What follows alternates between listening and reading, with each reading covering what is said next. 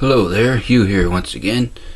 On today's tutorial I'm going to tie you a fly in the wolf family. It's the classic royal wolf dry fly. Been around a long time, good many years. So I figured I'd tie this guy up for you today. So it's on a size 10 mustad 94840 standard hook. So we'll take this guy out of the vise, fresh hook in, and I'll get started for you. So we'll get our size 10 hook locked in the vise here. Like so, we'll lock him in. Okay, and for thread I'm using Danville Flymaster Blacks. So 6/0 wax thread. So we'll get our thread started as usual, right behind the eye, and then we're going to wrap back to about halfway on the shank here. Touching wraps. Right about then we're going to come back halfway. Right there, and that's where we're going to place our wing.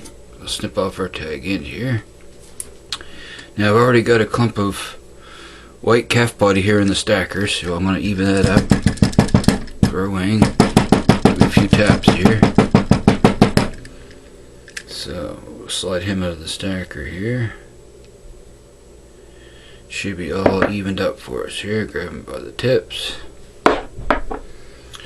Take out any errant fibers that didn't cooperate. Okay, just want to get that situated where I want it here. Okay, so we're going to place our wing on top. We're going to measure it out, hook shank length, as we usually do on our dries. Then we're going to move the thread forward, like so, and then we're going to come up, down with a soft loop, and come up, pull straight up. Going to come down again with another soft loop, come down, pull straight up, and one more wrap down, pull straight down. Then make a few wraps rearward, snug wraps, and that should have your wing locked on top. And then we're going to snip off our butt ends here, a slight angle like so. There we go. Now I'm going to move forward, and I'm going to lift the wing up. I'm going to make a little thread dam in front of the wing, several wraps until it props your wing up for you. Just keep wrapping, check it, just a few more here. It should be good right about there. And that's got wing standing straight up for us. Now next, what you want to do is come in and divide your wing into 2 equal bunches. I just use my fingers, or you can take a dubbing needle and just come in like this. Hold the bunch together, come in, and then just split it with a needle. And that should give you pretty well equal bunches. Like so. And you want to pull them apart a little bit. Okay, now take your thread and cross. Make a crisscross wrap first, down between one wing, around the back, and then down between the next wing.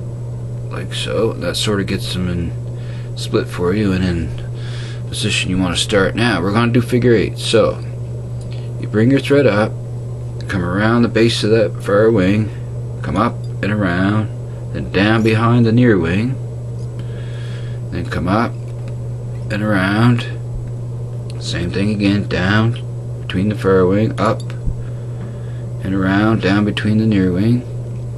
And then when you come up this time, you're going to make a wrap around the base, come over to your near wing, make a full wrap around the base, like so, come around, and next, make one crisscross wrap between them, like so, down and across, then one more, down and across, and there's your wings placed. That should have them right where you want them on the hook. Then wrap back, and check your wings, make sure they're where you want them, equal bunches, like so, or as close as you can get them, you know. I want them looking half decent here. There we go, there's our wing. I'm a little fussy here, I'm just making sure I like the way it looks. Looks good to me. So what I like to do here at this point Take my head cement, put a little drop right down in between the wings where you made your figure eights and your thread wraps, like so. That'll make them nice and durable. Okay, we got that done. So next, wrap back over your wing butts here. Cover those up good. Lots of snug wraps. We're going to work back to just above the barb. Right about there. Now, next is our tail, and for our tail we're going to use natural brown bucktail. That's what the original pattern called for. You can use a lot of different materials, but I'm sticking to the original for this. We're going to stack this guy up. Get him in the stacker here, and want him nice and even. Usually I find this bucktail a little harder to stack. It takes a couple times to get it where you want it. So I'll put him back in again. Give him a few more hard taps. Get him all nice and even here. Okay, that should be fine. Okay, pull him out of the stacker. Now, we want to measure him up. We want him our hook shank length like usual. Measure him up, place him on top of your hook. Make one wrap, and bring your thread up around. That should place him right on top of the hook for you. Like so. And we're going to wrap back to above the barb. Hold your tail up so it stays on top of the shank for you. There we go. There's our tail. Now, wrap forward, and we're going to grab the excess here, and we want to snip it off so it comes up right against the wing butts, like so. And we're going to take several wraps and snug that down good. And we're going to work back. Okay, so we have our wing and our brown bucktail tail in there. So I got one fiber here I want to snip out. Okay, there we go. Okay, so next, traditionally this fly calls for red floss for the center segment. You tie your peacock herl, stop, put red floss to peacock herl again, wrap for it. Now I do it a little different nowadays, so I'll show you how I do it. First we're going to tie in our peacock herl. So I got 3 strands here. I'm going to snip off the brittle tips. We're going to tie those in here on top of our hook. We're going to wrap back to right in front of our tail.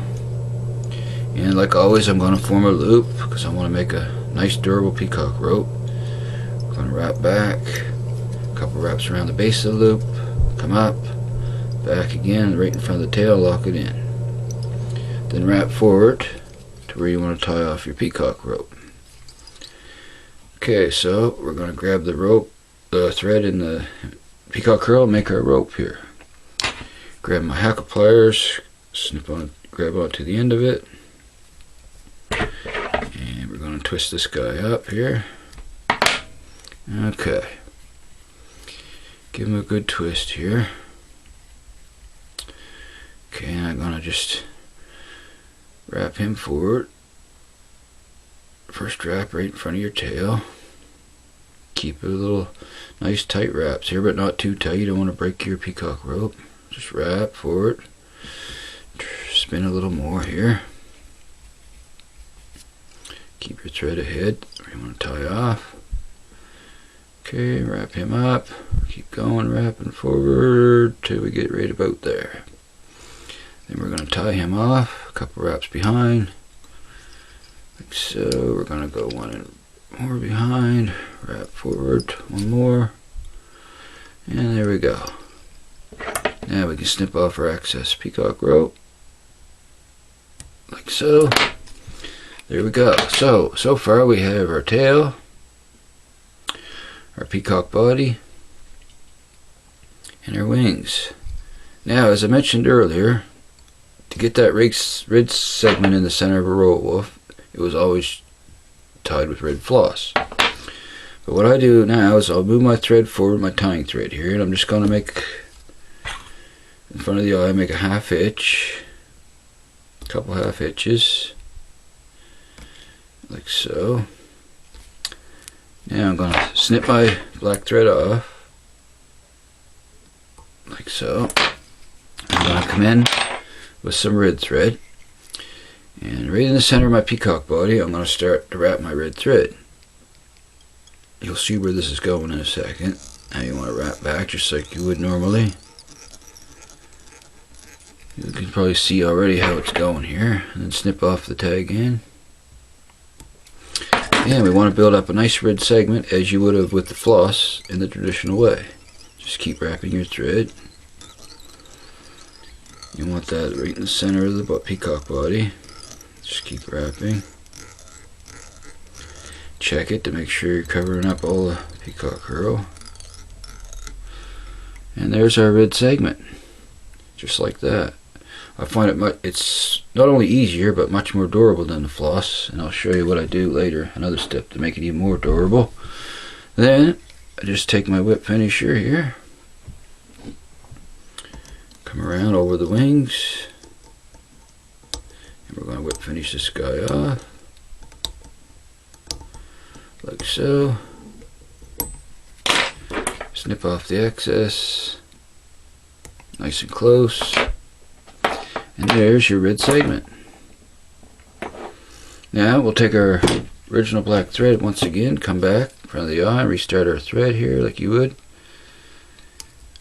and wrap back, snip off the tag end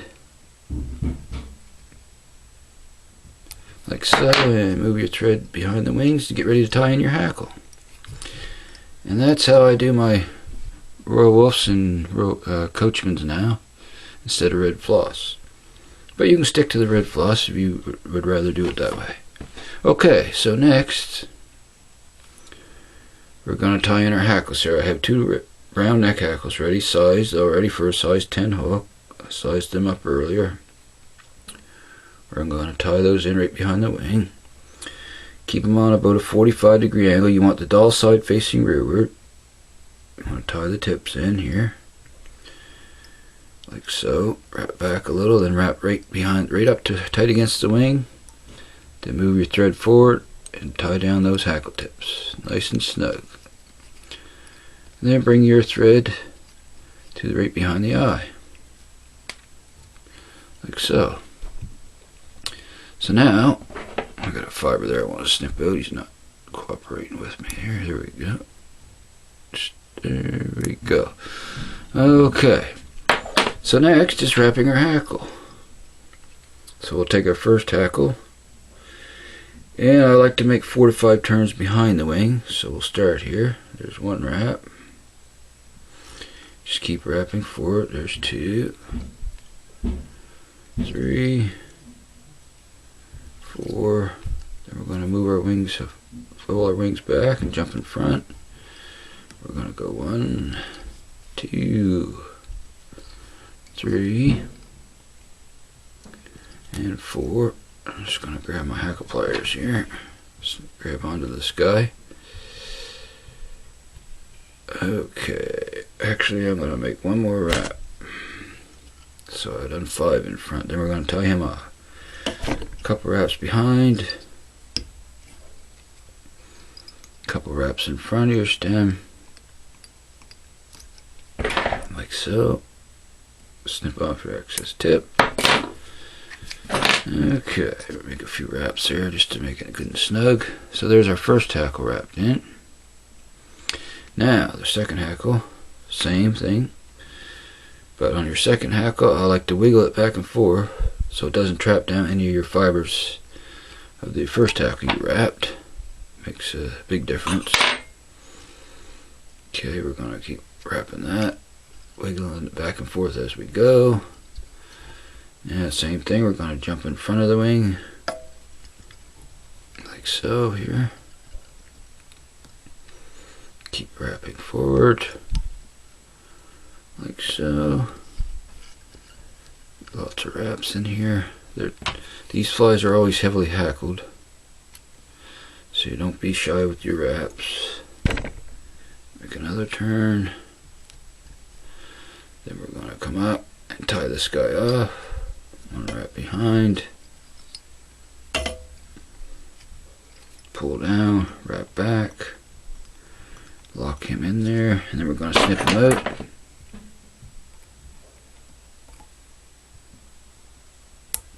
Just like so. Now I'm going to pull those hackle fibers back, and we're going to form a little head here. Just like so. There we go. Okay. Just make sure your hackle's the way it looks good. Everything looks the way you want it. And it looks good to me. So. Okay. Now. So we got our hackles wrapped in. Our wings and our tail. The fly is pretty much finished now. All we got left to do is we got to throw in a couple half hitches here.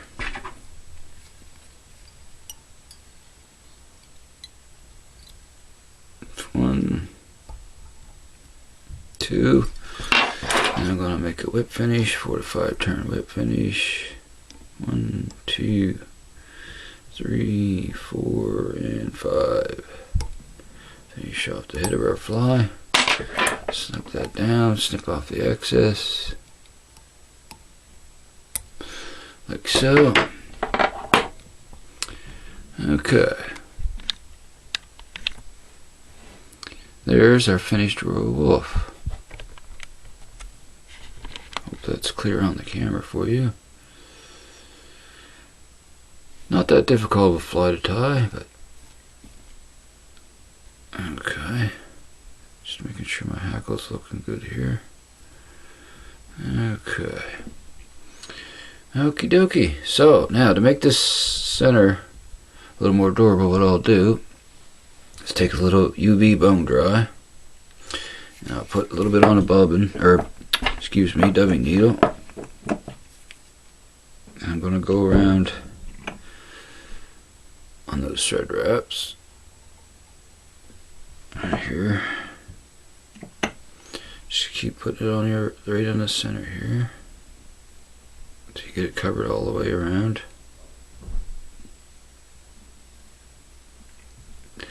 like so. And we're going to take a little bit and put it. We're going to do our head of our fly with it as well. Thread wraps, put a little bone dry on them here, like so. Underneath. There we go. Okay. Just to make sure we don't have any in our I'm gonna take a peacock herl I got laying around here, and we're gonna slide that down through the eye. If there's any glue in there, it'll take that right out, like so. There we go. So, oh shoot, am I out of focus here? There we go. Okay. Now,